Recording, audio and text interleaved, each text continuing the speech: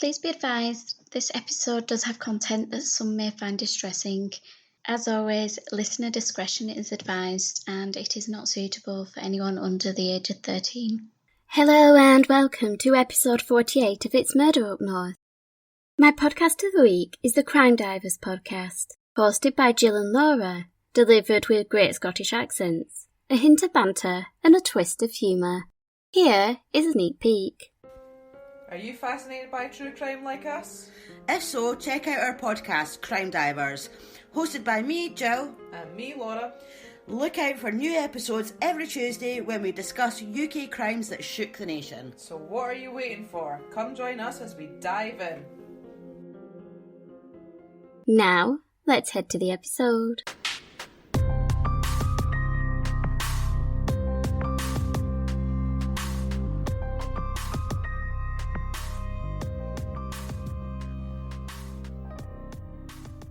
As the Melcarry fishing trawler set sail from Tynemouth Harbour on the 28th of July 1996, light had yet to appear on the horizon, and only the lights of the vessel guided her out into the sea off the South Devon coast. The bow clipped the waves which glowed white in the rising dawn light, as the crew, which consisted of John Copic and his son, began to bring in their nets, when they noticed a strange object entangled in with the catch. Loosening the net, the bundle fell onto the deck with a thud, causing the father and son to step back in shock as the lifeless form lay before them. Faced with the shocking discovery, the father and son abandoned their fishing trip and headed back to port, where the police were summoned to view the remains. The bloated figure, its skin mottled black and green, covered with a wax-like residue. The person did not have any identification on them, and due to the state of decomposition, a physical identification was impossible to make. The post-mortem gave no further clues to the identity, except to confirm the body was that of an adult male, aged between 50 and 60 years of age, with a maple leaf tattoo on the back of the hand. It was confirmed that the man's cause of death was from drowning, and that the only signs of injury was a large cut on the rear of the man's head. However, the pathologist was unable to determine when this injury had occurred, and so the death was listed as accidental drowning. Seeking to identify the man, police searched the missing persons records, but to no avail. Apart from the man's clothing, the only other item that was recovered with the body was a Rolex watch that was on the man's left arm. The face of this watch displayed the date, and according to the brand's website, their watches are, quote, powered by a perpetual rotor inside the watch that gently swings as you move your wrist, transferring energy to the mainspring of the watch. If you take your watch off and set it aside, it will retain its charge for about 2 days, depending on the model. These were able to use the date and inactive battery life to help them narrow down an approximate time of death, which they estimated as being about a week prior to the body being discovered. The Rolex would also help officers to identify the individual and would lead to a complex and shocking case. Unlike the man's clothing, which was made up of generic brands that were manufactured in mass quantities, the watch had been built by Rolex, a brand known for its prestige and quality. Rolex prides itself on creating timepieces built to last. Renowned for being pioneers in the development of the wristwatch, the brand has been at the forefront of watchmaking. On the Rolex website, it states, quote, at the beginning of the 20th century, the pocket watch was the most common and practical way for people to tell the time. Hans Wilsdorf observed how lifestyles were changing, and particularly the rise in popularity of sports and outdoor pursuits. The man who was to found Rolex a few years later realised that pocket watches, which had to be protected within the folds of clothing, were not suitable to these new kinds of uses. An enterprising man of vision, he decided he would create watches to be worn on the wrist that their owners could count on for reliability and accuracy in their modern, active lives. It continues to state, shocks or impacts, temperature variations, magnetic fields, wear and tear, humidity. Rolex watches must be able to resist even the harshest conditions over a long period without their integrity or performance being compromised or diminished. For Hans Wilsdorf, the brand's founder, it was essential that each Rolex watch gave the exact time and that its movement be protected in the best way. This explains why, despite the body being recovered from the depths of the sea, the watch was still in excellent condition. The company also states that to guarantee continued accuracy and waterproofness, Rolex recommends that you periodically return your watch to an official Rolex retailer or service centre for professional servicing. It is recommended to service your Rolex approximately every 10 years, depending on the model and real-life usage. It was the brand's aftercare service that enabled police to identify the drowning victim. Each Rolex watch has its own unique serial number, and through Rolex the service records for the watch worn by the deceased male were located, along with the name of the man who owned the timepiece. Police learned that the watch had been purchased in the 1980s and serviced in the North Yorkshire town of Harrogate, and that the owner was a man called Ronald Joseph Platt. Efforts to trace Ronald Platt led police to the village of Woodham Walter, over 200 miles south of Harrogate, where an acquaintance of the deceased man was believed to live. Like with many small villages in the UK, most of the homes in Woodham Walter were known by name instead of a house number. So when Detective Peter Redman arrived in the village to speak to the acquaintance, David Davis, he accidentally called at the wrong house. This mistake, however, would lead to a fortunate piece of information that would change the course of what initially appeared to be the simple identification of a body found at sea. The house name the detective was looking for was Little London Farmhouse. However, he went to the neighbouring house, which was known as Little London House. There he was greeted by an elderly man called Frank Johnson, who, when asked by the officer about whether David Davis lived next door, Frank corrected him by stating that the man was called Ronald Platt. This information naturally piqued the detective's interest. His curiosity raised, he knocked on the neighbour's door, and a broadly built man with a beard and a Canadian accent answered the door and identified himself as David Davis. Curious regarding the man's connection to the deceased, and suspicious about David's true identity, the man was invited to the police station where his fingerprints were taken, and he was submitted to a search, in which Ronald Platt's driving licence was discovered. Upon the fingerprints being processed, the man who had been going by the name David Davis, and had been known to his neighbours as Ronald Platt, was actually called Albert Walker, a Canadian man who was wanted by Interpol, and was officially labelled as Canada's most wanted man, having fraudulently obtained funds in excess of £1 million. So normally, I try not to focus on the perpetrator. However, in this case, Albert Walker's background is important to understand who he was and what connected him to Ronald Platt. Albert Walker was born on August 9, 1945 in Paris, Ontario, a town which earned the title of the prettiest little town in Canada, according to Harrogate magazine. In 1968, at the age of 23, Albert met Barbara MacDonald, who fell for the tall, good-looking man with his confident and charming manner. Within just 3 weeks of meeting him, the couple were engaged, and 3 months later, on October the 25th, they married in a small ceremony. Following the death of Barbara's father in 1971, the couple moved to her hometown of Ayr, Ontario, where they welcomed their first child, Gillian, a year later.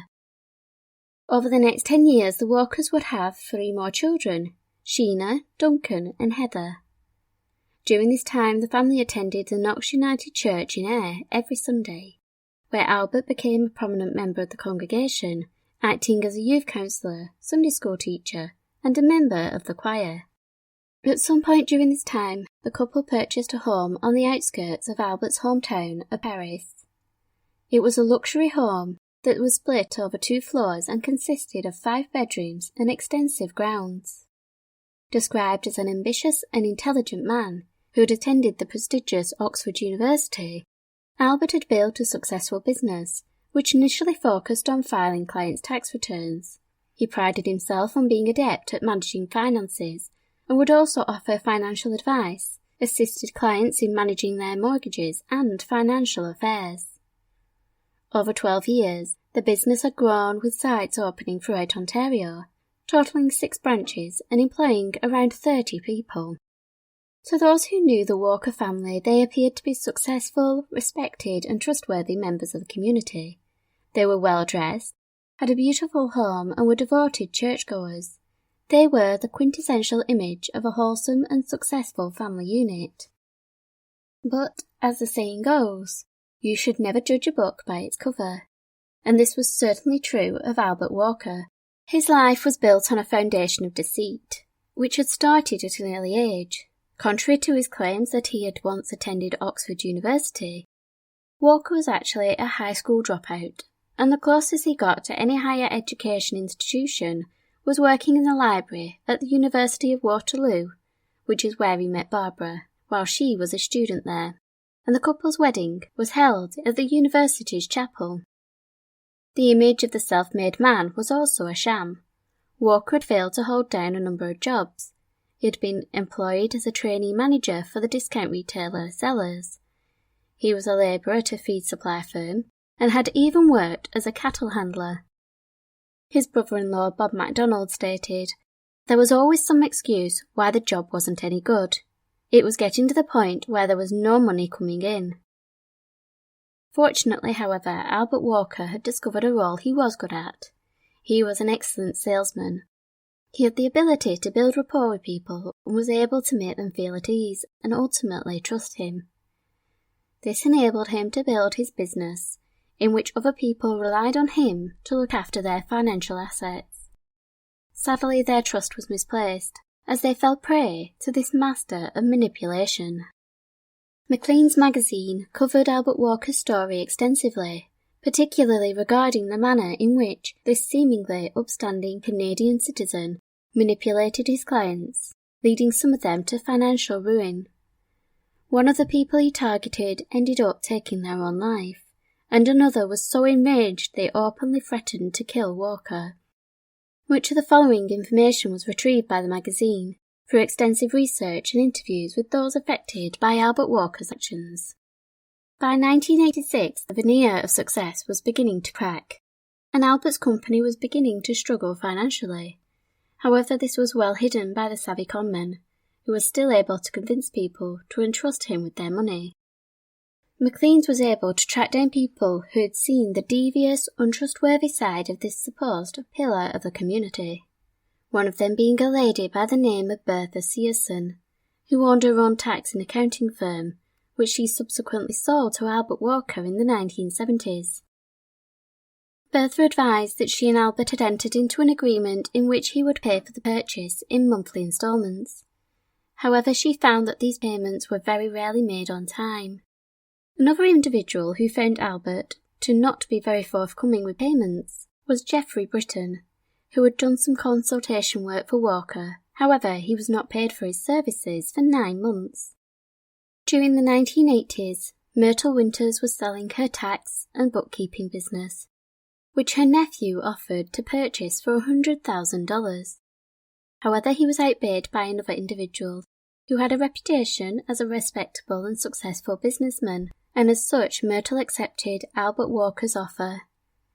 Sadly, Maclean's learned that Myrtle had passed away, but her husband told the magazine that Walker never paid his wife for her business. She ended up in financial ruin, resulting in her declaring bankruptcy. Eric Winter recalled how devastated his wife was by this betrayal. Quote, "She was very upset. I used to wake up in the middle of the night and she'd be on the side of the bed crying her heart out." He even betrayed people who considered him a friend. One such couple were the brother and sister-in-law of Elizabeth Staley, who had met Albert Walker through church. When her brother was looking to sell his farm, which was valued at over $5 million, Elizabeth recommended they use the services of Albert, and the couple agreed to allow him to handle the sale of the property and invest the proceeds on their behalf. The couple reportedly lost over $2 million, although they refused to provide exact details to Maclean's magazine. It was clear that in the aftermath of the deal that Albert Walker's fortunes had improved. In a sworn statement for the Canadian Audit Tax and Advisory Service, RCMP officer King stated, quote, "He began to travel extensively throughout Canada, the United States, the Caribbean, Mexico, Britain and Switzerland. he began to have extramarital affairs, although at work keeping up with appearances of being a happily married man. Walker purchased a Jaguar, and his taste in clothing, restaurants, and the good life was on the rise. By 1990, he was obviously living the good life. On one occasion he travelled to Switzerland on an alleged business trip.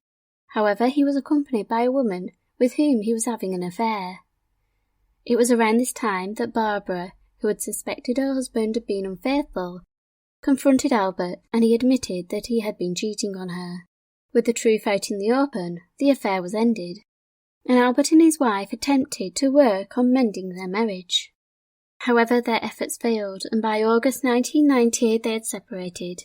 While Albert took the children on a 2-week holiday to England, Barbara began divorce proceedings in which she petitioned for custody of the 4 children, financial support, and she wished to retain the family home. In response to her filing for divorce, Albert returned home from England, and within 48 hours he had rented a property into which he proceeded to move himself and the 4 children while their mother was at work. And to add to her pain, he did not leave Barbara with an address or phone number with which she could stay in contact with her children. The divorce was clearly far from an amicable affair, and by the end of August, Albert had submitted a counterclaim, in which he also applied for sole custody of the children. In his petition to the court, he openly disclosed that there had been difficulties within the marriage for the last 5 years, and that despite seeking professional help, and the couple having a trial separation, the relationship had completely disintegrated. His counterclaim was supported by letters written by each of the couple's 4 children, in which they requested to remain with their father. This must have been devastating for Barbara when the letters were presented to the hearing. Sheena Walker, who was the couple's second eldest child and would have a role later in her father's story, provided 3 reasons why she would like to live with her father. Sheena claimed that her father would allow her to be more independent, showed her more affection, and she felt that she would not have as many arguments in comparison to her mother. In the letter she stated, quote, "I don't feel that the relationship between my mother and I contains enough love and affection for us to be together on a daily basis. However, my father shows me a lot of affection on a regular basis, and we are very close." One can only imagine how heartbroken Barbara Walker must have felt at these words from her daughter. While the judge considered the terms of the divorce, he awarded Walker temporary custody of the 2 eldest children, and ordered that Albert was to pay Barbara an allowance of $300 a month, and she was granted custody of the youngest children. For 2 months the bitter dispute between the couple rumbled on, resulting in one occasion in which Barbara was forced to contact the police when Albert attempted to unlawfully gain access to her property. For this incident he was arrested and charged with forcible entry, which according to the Criminal Code of Canada, a person commits forcible entry when that person enters real property that is in the actual and peaceable possession of another, in a manner that is likely to cause a breach of the peace, or reasonable apprehension of a breach of the peace. For such an offence the perpetrator can face a fine of $5,000, 6 months in prison, or in some cases both. However, I was unable to find any more information regarding this incident, and by the end of 1990 both Albert Walker and his 15-year-old daughter Sheena were missing. Albert had told those who knew him that he and Sheena were going on a skiing trip, for which they departed on the 5th of December, but as the weeks passed and neither father nor daughter returned, and there had been no contact from the pair, suspicions began to grow. It turned out that at the end of November, Albert Walker had purchased 2 first-class tickets to London, England, at a cost of over $12,000. And one thing is certain, there are very few places to go skiing in London. With no records of any return flights or possible connecting flights to another destination, Barbara Walker became concerned that her estranged husband had abducted her daughter and reported her concerns to the police. Barbara was not the only one to contact the police regarding Albert Walker. Many of the people who had investments with the businessman launched complaints relating to the suspected theft of their money, which had disappeared in between July the 19th and December the 4th, 1990. Dealing with the allegations of fraud, theft and abduction, Woodstock City Police, Ontario Provincial Police and the RCMP conducted a joint investigation into Albert Walker, and they discovered that in the months prior to him leaving for England, $1 million had been taken from accounts that he helped to manage. Digging deeper into both Albert Walker's personal and business finances, the investigation uncovered that the missing funds had been used to purchase various amounts of different currency, suggesting that Walker had intentions of travelling to various countries. The bank records also revealed that Albert had been systematically moving funds through a number of different accounts, including one in Toronto and another in Geneva. They also learned that among the businessman's many debts, he owed over $42,000 on his American Express card, which he used to purchase the plane tickets to London. The record also showed that on the 16th of November 1990 he had purchased a diamond ring and earrings, worth $11,500. Who or what these items were for remains a mystery. Bank records and client testimony were enough for the joint investigation to bring a total of 18 charges of theft, fraud and money laundering against Albert Walker. He was immediately placed on Canada's most wanted list, and Interpol were notified. Albert Walker had fled from Canada, leaving behind a wake of financial devastation for many of his clients. Most of them had been his friends, and had trusted him completely. For Barbara Walker, her first concern was the whereabouts of her 15-year-old daughter Sheena, and while the RCMP and Interpol worked on apprehending her estranged husband, Barbara took steps to track down her child. She proceeded to hire private investigators to search for Sheena, and despite Albert's actions, the community assisted her in paying for the investigators' services. As the private investigators began working on finding Sheena, other things would come to light that would make Barbara question how well she truly knew Albert Walker. The man she had married and had 4 children with was a distant memory. Barbara discovered that although she had retained ownership of the family home, her estranged husband had taken out a second mortgage of $90,000 on the property just a couple of months before their trial separation. She had also learned that their 18-year-old daughter Gillian had recently had breast implants, which, according to court documents submitted during the custody hearing, were allegedly paid for with the assistance of Albert Walker. It was also claimed that a family doctor advised Barbara that her daughter Sheena had obtained birth control pills with the assistance of the teenager's father, despite the fact that his daughter was under the age of 15 at the time. In 1993, with her estranged husband still a fugitive, and the then 18-year-old Sheena still missing, Barbara was finally granted her divorce. But she would not learn the whereabouts of Albert or Sheena until her ex-husband was arrested by Essex police following the discovery of Ronald Platt's body. After boarding the flight from Canada, Albert and Sheena Walker arrived in London, where they took on the identity of Noel and David Davis, a husband and wife from America. It would later transpire that David Davis was the name of one of Walker's many clients. The couple remained in London for a month. By this point, the Canadian authorities had begun monitoring Walker's bank accounts and had frozen many of his assets. However, he had been prepared for this and had travelled with Sheena to Geneva, Switzerland, where he opened accounts in the name of David Davis, using the money he had stolen. Under their new identities, Mr. and Mrs. Davis returned to England and settled in the Victorian spa town of Harrogate, a place that is known for being an affluent area, where Albert Walker would not seem out of place, as he took on the guise of David Davis, a successful banker and businessman.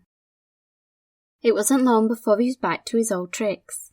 Unable to acquire work due to the lack of valid documentation, Albert Walker stuck to what he did best. He established his own business, an investment company called the Cavendish Corporation. The name of his business has echoes of wealth and prosperity and was perhaps inspired by the Cavendish family, who holds the title of the Dukes of Devonshire. They were known for their wealth and power and were once one of the most influential families in Britain, owning vast expanses of land across Yorkshire, Derbyshire and beyond. He also owned the majestic Chatsworth House, which lies in Derbyshire, and has historical ties to monarchs, the English Civil War, and American President John F. Kennedy, whose sister Kathleen married into the Cavendish family in May 1944. Tragically, her husband would be killed in action in September of that same year. The family also owned the beautiful Bolton Abbey estate, which is just 17 miles away from Harrogate. Once an Augustinian monastery, it was a victim of Henry VIII's dissolution of the monasteries, during which the buildings were plundered for their riches before being destroyed, and the land was acquired by the Crown. The Bolton Abbey estate would later pass into the ownership of the Cavendish family, and now offers a retreat where families and hikers can enjoy the River Wharf, the vast woodlands and tea rooms. It is a place that holds fond memories for me, as we spent most weekends boating on the river or exploring the woods. Albert Walker saw himself as a connoisseur of fine things, and would frequent the many auction houses, antique shops and art galleries in Harrogate. On one such trip he became acquainted with 39-year-old Eileen Boyes, who was employed as an auctioneer's assistant. He presented himself to Eileen as a former banker who had money and influence, and it was through conversations with her that Walker learned about her boyfriend, Ronald Platt, a mild-mannered Canadian and ex-soldier who had moved to England a number of years earlier and had set up his own business as a television repairman. Eileen advised Walker how her boyfriend would be delighted to meet a fellow Canadian, admitting that Ronald had a yearning to return to the country someday. These conversations began to place seeds of an idea in Walker's mind, and he began his plot. By offering Eileen a job at the Cavendish Corporation, she agreed to the role, and not long after she had started working for Walker, she introduced her boyfriend Ronald Platt to the man she knew as David Davis. Albert Walker was good at playing the long game, and he saw that this couple he had befriended offered him new opportunities. He alleges he told them that he was a successful businessman who was going through a divorce and did not want his wife to get hold of his money. Over the next few months, Albert Walker made Elaine and Ronald directors of his business, and he asked Elaine to register the company, and would have her take business trips throughout Europe to set up bank accounts for the Cavendish Corporation. Unbeknownst to the couple, the company was just a front, through which Walker was embezzling money. However, any claims made to suggest that Ronald Platt was aware of any wrongdoing has been vehemently denied by his family, and his brother Brian has been quoted as stating, "There is no way Ron would be involved in anything criminal. The worst thing is that he might have been gullible." By 1993, Platt's desire to return to Canada had left him feeling despondent, and during a discussion between Ronald and Walker, the two agreed on a plan. Walker offered to purchase tickets for his friend and business partner to fly to Calgary, accompanied by Elaine, where the couple could start a new life. Walker was able to convince them that he wanted to manage the business in their absence, but to do so he would require Ronald Platt to leave behind his driving licence, birth certificate and credit card. He also asked that Platt left his company's signature stamp, which would allow Walker to sign documents on his behalf. All this was presented under the guise that he wanted to keep the business going, but he could not have his name, David Davis, associated due to his desire to hide from his wife. Walker later alleged that Platt handed over the documents freely, stating, "He knew I did not want it to be known I was living as David Davis, because my wife was looking for me." In February 1993, Ronald Platt and Elaine Boyes left for their new life in Canada, but just 6 months later Elaine returned to England alone. With the real Ronald Platt out of the picture, Albert Walker, who had been living as David Davis, now assumed the identity of his business partner and friend. Now, with valid documentation for his new identity, he was able to live in the UK in plain sight. Living under his assumed name, Walker moved with his daughter to Tiverton in the south of England, where on September the 22nd, 1993, Sheena gave birth to a baby girl, whom she named Emily Platt, and listed Ronald Platt as the father on the birth certificate. Sheena would later allege that her father had told her that they should use the names of Ronald and Elaine and portray themselves as a married couple for, quote, medical reasons. And she later confesses that she was sometimes frightened that she had ruined the pretence by referring to her supposed husband as Daddy. While still residing in Tiverton, Walker purchased a second-hand yacht under the name of Ronald Platt. The vessel was called Peach, which Walker renamed Lady Jane, and he would regularly enjoy sailing off the coast of Devon. The village of Wood and Walter would become home to the now Ronald Platt, his wife Elaine, and their daughter Emily. They moved into Little London Farm, which sits on a single-track road. It was the perfect location for the family to maintain their ruse. The couple would become friendly with their neighbours, and it would be these same neighbours who would inform Detective Redman that the man who lived next door was known to them as Ronald Platt, not David Davis. This information led to police putting Davis under surveillance for 3 weeks before they arrested him. Following an intensive investigation, Albert Walker was charged with the murder of Ronald Platt, and the complex details of the case were revealed during an 11-week trial. Amongst those who provided testimony in court were the elderly couple who lived next door to Albert and Sheena in Wood and Walter. Ernest Johnson was the elderly gentleman who had advised Detective Redman that the man who lived next door was not called David Davis, and that he knew the man as Ronald Platt. Ernest's testimony was read out to the court. During his statement, the 87-year-old recalled his neighbour had told him that he had been working as a successful banker and businessman, and having travelled the globe for work, he had decided to settle in the village of Wood and Walter, where he was Ernest's neighbour for about 2 years. In that time, Mr. Johnson had grown to trust Ronald, and asked the banker to help him invest some money. Ernest recalled that Ronald seemed to have very good knowledge of financial matters. The elderly man reported that he loaned Ronald Platt £200,000, interest-free, to invest for 3 years, and that he handed his neighbour a cheque made out in the name of R.J. Platt. Of the £200,000 of the money invested, Ernest Johnson got back just £30,000. Audrey Mossman, who lived with Ernest, recalled the couple moving in near the end of 1994, and that they introduced themselves as Ronald and Noelle Platt. Over the time they were neighbours, Audrey became acquainted with the couple. She remembered Ron telling her about how he had once lived in Vermont, that he had attended Edinburgh University and was now working as a counsellor.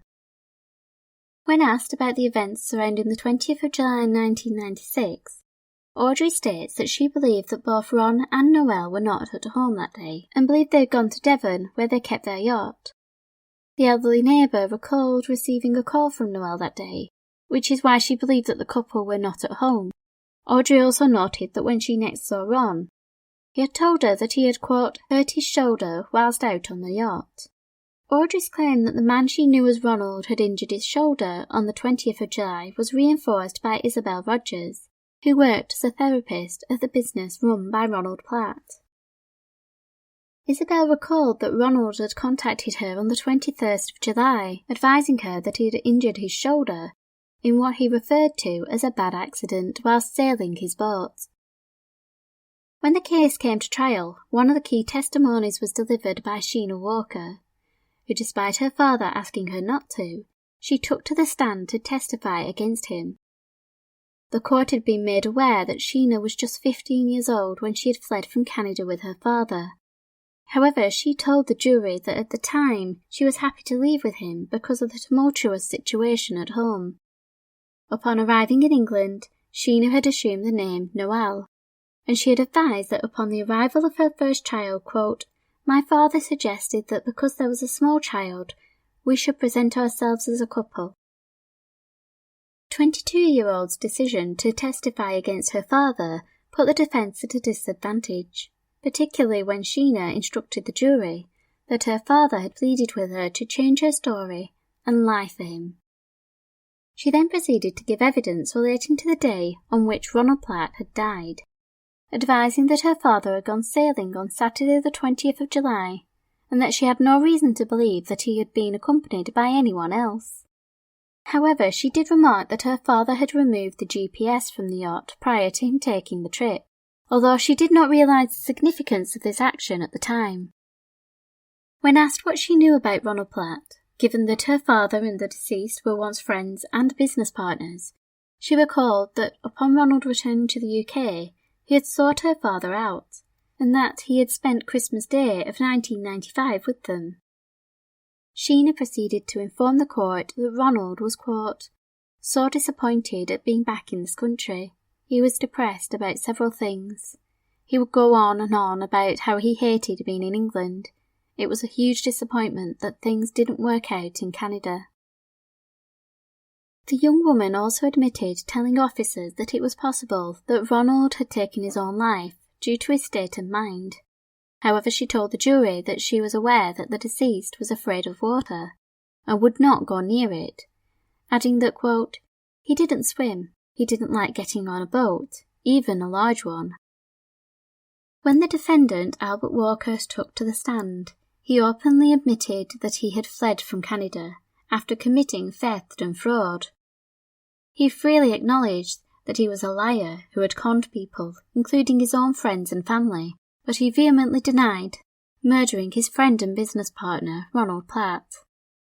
Walker advised the court that his daughter Sheena was unaware of the true reason for their flight from Canada, and that he only told her after they had been in England for 3 years, by which time she was 18 years old.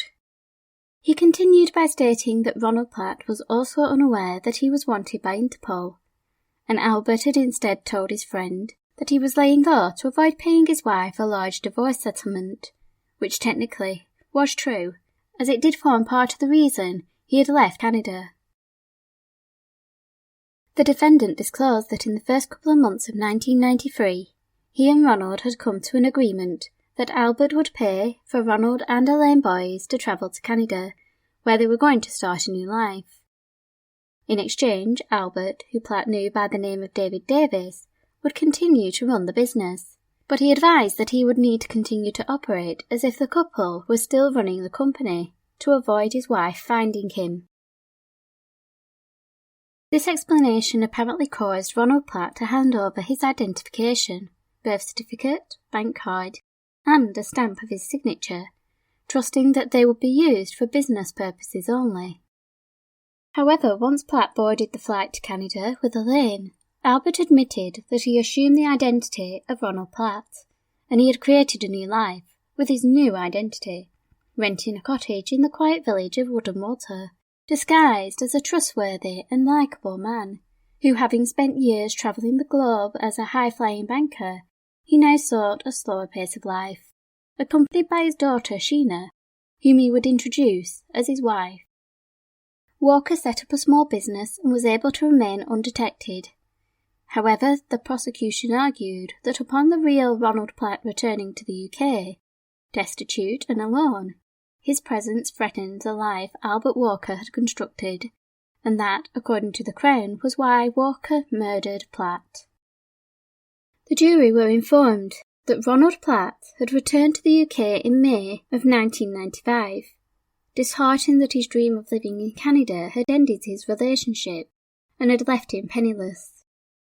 At some point over the preceding months, Ronald had tracked down Albert Walker, but was unaware that his identity had been stolen by his friend.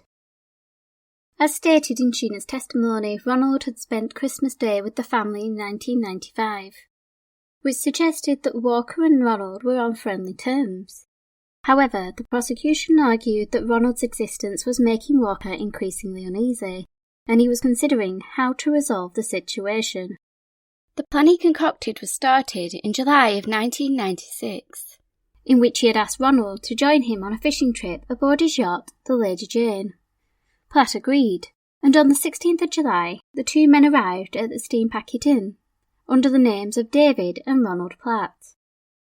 Many newspapers questioned why Ronald agreed to this, but perhaps he believed that his friend was still avoiding paying the divorce settlement, or that Albert Walker had handled the booking while Ronald was not present. 2 days after checking into the hotel, Albert Walker went to purchase a £10 anchor, which he paid for on a credit card bearing the name of R. Platt. In court, Barry Hall and his shop assistant Patrick Gill both testified regarding the purchase of the zinc-coated anchor. Both described the man as being a tall, well-dressed man, with a Canadian accent, and recalled that the man had purchased a number of other items apart from the anchor. Patrick Gill recalled that he had a brief conversation with the man, who advised the sales assistant that he had a large motor cruiser, to which Patrick suggested a larger anchor would be better suited to the customer's needs. However, the man responded that the £10 anchor, quote, would be sufficient. The purchase of the anchor would prove crucial to the case, as the prosecution argued that it was used as a weight that had been hooked through Robert Platt's belt in order to keep the body submerged. This claim was corroborated by traces of zinc recovered from the deceased man's belt. This key piece of evidence was almost completely lost to the investigation, as Mr. Copic, the skipper who found Ronald's body, had not realised the significance of the anchor, and admitted that he gave it to a fellow fisherman, who Copic claimed had said it would be handy for his speedboat. Despite the new owner attempting to sell the anchor, he failed, and fortunately for the police, they were able to track it down and confirm its link to the one purchased by Walker, and the zinc under Ronald's belt. The prosecution then provided their version of what they believed occurred on Saturday, the 20th of July, 1996. They alleged that Albert Walker and Ronald Platt had boarded the 24-foot yacht, the Lady Jane, and that at some point after Platt had gotten onto the vessel, Walker struck him over the head, which caused the deep gash across the back of the skull, a claim the defence would counter by pointing out that the pathologist was unable to determine when this injury had occurred. Therefore, it may have happened after Platt had entered the water, having committed suicide. The prosecution continued to explain that Walker took his vessel out approximately 6 miles off the Devon coast, where the defendant attached the anchor to the victim's belt before casting the body overboard, and it was this action which caused the shoulder injury that Walker later complained about to his neighbour and his employee. Prosecutor Charles Barton QC questioned Albert, quote, "The planning took longer, I suggest, but it was the work of a moment once he was unconscious to consign him to the deep, having removed what you thought was his identifying property." The defendant responded, "I did not murder Ronald Platt. He was a friend of mine." The prosecutor continued, "The only thing you missed was the Rolex watch." To which Albert replied again, "I did not murder Ronald Platt." To enable the jury of 8 men and 4 women to visualise how the crime occurred, they were taken to see the yacht from which it was alleged the unconscious man was discarded. They were also presented with evidence which had been obtained from the yacht's GPS system, which showed on Saturday the 20th of July, the day Ronald was believed to have died, the Lady Jane was in the vicinity of where the body was recovered several days later. Detective Superintendent Phil Sincott, who had been in charge of the investigation, provided an interview in which he described all the evidence that had been recovered. Quote, "We seized a whole vanload of documentation from Walker's house, and among all was a 2-inch square sales receipt which showed that he had purchased on a Barclaycard an anchor. We proved that his yacht was at sea at the material time. For the first time in any case, we took the yacht's GPS navigation system back to its manufacturers, and they were able to plot coordinates which gave us the time and date it had been switched off, and proved it had been very near to where Mr. Platt's body had been found." Tests on the Rolex watch established it would have taken 44 hours to wind down. The watch stopped on June 22nd, which meant that he had died on June 20th. From the GPS, we could put Walker's boat in the area on June 20th. Inside the cabin were some cushions on which we found some head hairs. DNA tests proved that they were from the deceased man, and forensic tests found zinc traces from the anchor on Mr. Platt's belt and traces of leather on the anchor." End quote. Despite the strength of the evidence against Albert Walker, the defence presented the argument that Ronald Platt had been a man who had been depressed for some time, and it was possible that he had chosen to end his own life through drowning, pointing to the fact that it was evident that Platt had been alive when he had entered the water, and the official cause of death was listed as drowning.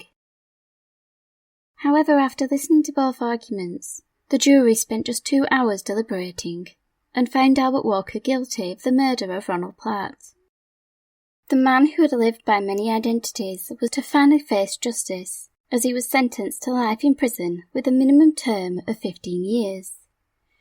Judge Busfield stated, "It was in my judgment a callous and premeditated killing, designed to eliminate a man you had used for your selfish ends, and found to be first inconvenient, and then an increasingly possible threat to your continued freedom.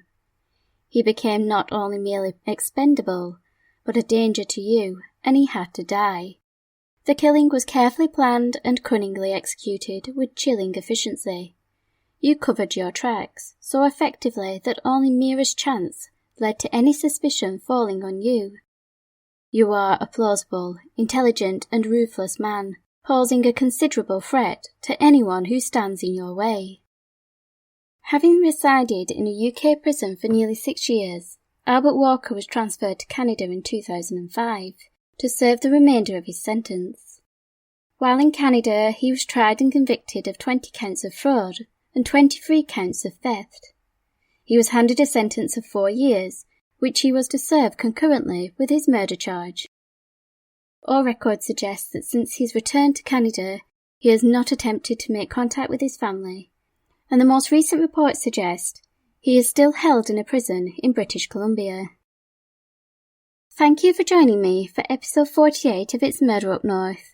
Episode 49 will be out next week. So in the meantime, keep an eye on those shadows.